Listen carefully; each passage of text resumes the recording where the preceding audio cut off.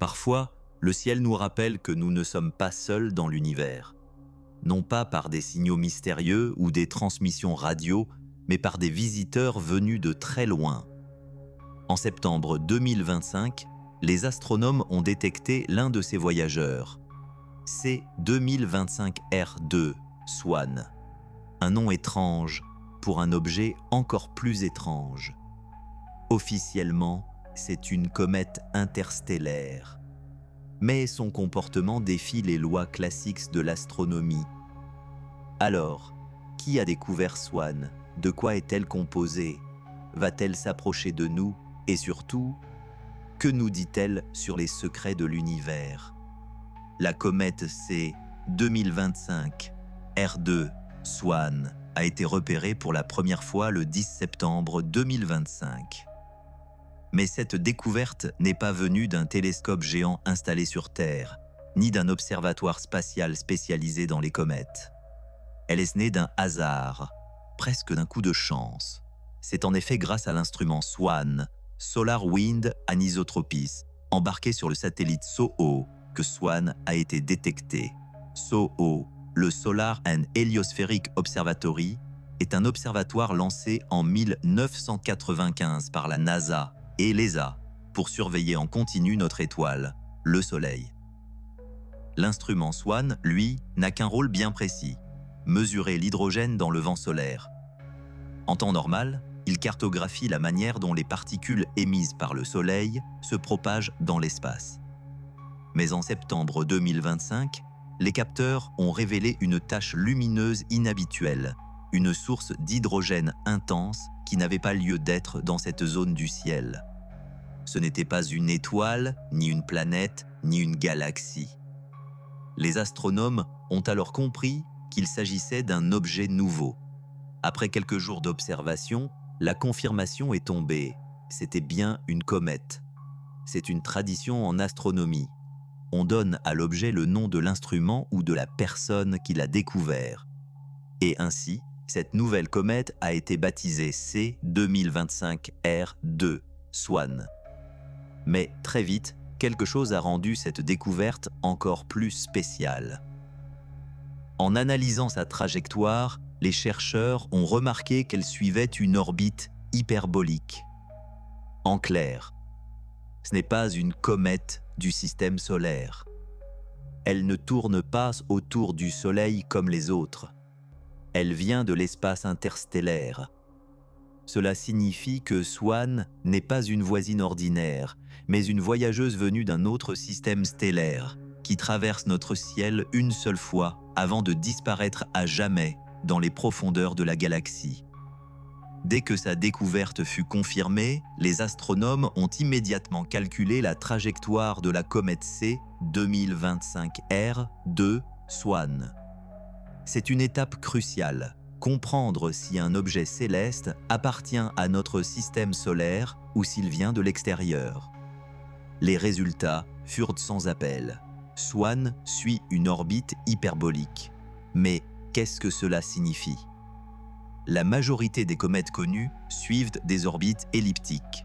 Elles décrivent de longues boucles autour du Soleil, parfois en mettant des milliers d'années à revenir. Certaines viennent de la ceinture de Kuiper, d'autres du nuage d'Oort, cette immense réserve de comètes qui entoure notre système. Mais une orbite hyperbolique, elle, ne revient pas. C'est une trajectoire ouverte. L'objet s'approche du Soleil, passe à proximité, puis repart vers l'infini pour ne jamais revenir. En clair, Swan n'est pas née ici. Elle ne provient ni du nuage d'Oort, ni d'aucune région du système solaire. Elle a été expulsée d'un autre système stellaire, peut-être il y a des millions d'années, par la gravité d'une planète géante ou l'explosion d'une étoile.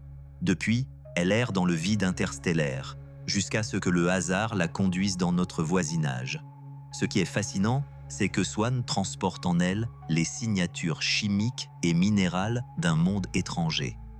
Sa glace, sa poussière, ses gaz ne se sont pas formés autour de notre Soleil, mais autour d'une autre étoile, dans un autre coin de la Voie lactée.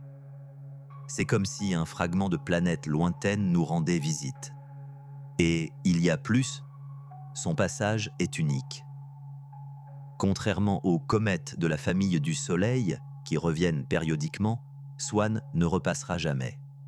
Elle ne fait que traverser. C'est une rencontre éphémère, une chance qui n'arrivera qu'une fois pour l'humanité. Lorsqu'on observe la comète C 2025 R2 Swann à travers un télescope, une chose saute immédiatement aux yeux, sa couleur. Contrairement à l'image romantique d'une chevelure rougeâtre ou dorée, Swann arbore une coma d'un vert éclatant, une bulle lumineuse qui l'entoure, comme une lanterne céleste flottant dans l'espace. Cette teinte verte n'est pas un hasard. Elle est le résultat d'un phénomène chimique bien connu des astronomes, la présence de radicaux de carbone diatomique, C2, et de cyanogène, Cn, dans le gaz de la comète. Lorsque ces molécules sont excitées par la lumière ultraviolette du Soleil, elles émettent une fluorescence verte caractéristique. C'est un processus de luminescence qui transforme Swann en une véritable émeraude cosmique. Mais cette couleur n'est pas la seule étrangeté. Les observations montrent que son activité est dominée non pas par l'eau glacée, comme dans la plupart des comètes du système solaire, mais par le dioxyde de carbone. Cela signifie que Swann s'est probablement formé dans une région extrêmement froide, loin d'une étoile, où le dioxyde de carbone pouvait se condenser et rester piégé durant des millions d'années. Encore plus surprenant, malgré cette intense activité gazeuse, Swann présente une traîne très discrète. La plupart des comètes exhibent une longue queue de poussière et de gaz s'étendant sur des millions de kilomètres, dirigée à l'opposé du Soleil. Swann, elle, brille comme une boule diffuse, avec une queue presque fantomatique, difficile à détecter même sur les photos à longue pause. Cette combinaison, une coma verte éclatante, une activité dominée par le CO2 et une queue quasi invisible, défie nos modèles classiques. Cela suggère que Swann est non seulement un voyageur interstellaire, mais aussi un spécimen chimique unique, façonné dans des conditions très différentes de celles qui ont donné naissance aux comètes de notre propre système. En l'étudiant, les astronomes espèrent non seulement comprendre son origine, mais aussi découvrir si les mêmes ingrédients à l'origine de la vie sur Terre, carbone, azote, molécules organiques, existent ailleurs dans la galaxie. La comète Swann ne fera que passer, mais son passage promet d'être spectaculaire. Le 21 octobre 2025, elle atteindra son point le plus proche de notre planète, environ 40 millions de kilomètres, soit un peu plus que la distance entre la Terre et Vénus. À l'échelle cosmique, c'est une véritable rencontre rapprochée, mais sans aucun danger pour nous. Ce rapprochement va transformer Swann en un objet accessible à tous. Sa luminosité devrait grimper autour de la magnitude +5 à +6, la rendant visible à l'œil nu depuis un ciel sombre, loin des lumières des villes. Avec de simples jumelles, son halo vert se révélera encore plus clairement, diffus et mystérieux, suspendu dans l'obscurité. Ce sera une occasion unique pour les passionnés comme pour les curieux. Voir, de leurs propres yeux, un fragment d'un autre système stellaire traverser notre ciel. Un spectacle qui ne se reproduira jamais, car Swann poursuivra ensuite sa route, disparaissant à tout jamais dans l'espace interstellaire. Chaque comète interstellaire est une fenêtre sur un autre monde. Swann ne s'est pas formé autour du Soleil, mais autour d'une autre étoile, à des années-lumière de nous. Elle transporte donc les signatures chimiques d'un autre système stellaire. Étudier Swann, c'est comme recevoir un échantillon gratuit d'un monde lointain, directement livré à notre porte cosmique. Cela peut nous aider à comprendre comment les planètes se forment ailleurs, si les ingrédients de la vie sont universels, et si notre système solaire est vraiment unique, ou juste un exemple parmi des milliards. Les calculs de son orbite montrent que Swann arrive probablement d'une région glacée de la galaxie, loin des étoiles, où les comètes interstellaires errent dans le noir. Après son passage près du Soleil et de la Terre, elle reprendra sa route vers l'extérieur, accélérée par la gravité solaire. Son avenir, une longue errance à travers la Voie lactée, peut-être pendant des millions d'années, jusqu'à croiser un autre système stellaire. En d'autres termes, Swann n'est qu'une voyageuse de passage, et notre rencontre avec elle est un moment unique dans l'histoire de l'humanité. Bien sûr, un tel objet alimente aussi les spéculations. Pourquoi une telle intensité lumineuse s'entraîne? Pourquoi une activité dominée par le dioxyde de carbone? Certains voient dans Swann une comète atypique. D'autres y projettent des hypothèses plus audacieuses. Et si ce n'était pas un simple corps glacé, mais un objet technologique, une sonde interstellaire déguisée en comète, la science ne confirme rien de tel. Mais l'histoire de Oumuamua, avec son comportement étrange, plane toujours en arrière-plan.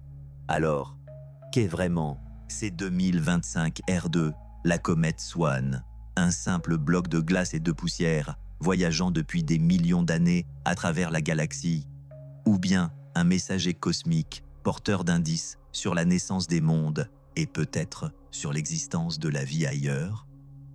Ce qui est certain, c'est que Swann nous offre un cadeau rare, un fragment venu d'un autre système stellaire, visible depuis notre Terre, ici et maintenant. Son halo vert, ses gaz mystérieux et sa trajectoire unique nous rappellent que l'univers est vivant, changeant, et qu'il reste encore tant de secrets à découvrir. Dans quelques semaines, elle disparaîtra pour toujours, poursuivant sa route dans le vide interstellaire. Mais pour nous, son passage restera un souvenir et une invitation à lever les yeux vers le ciel, à chercher, à questionner et à imaginer ce qui se cache encore dans les profondeurs de la Voie lactée. Car après tout, Swann n'est peut-être qu'un début. Alors,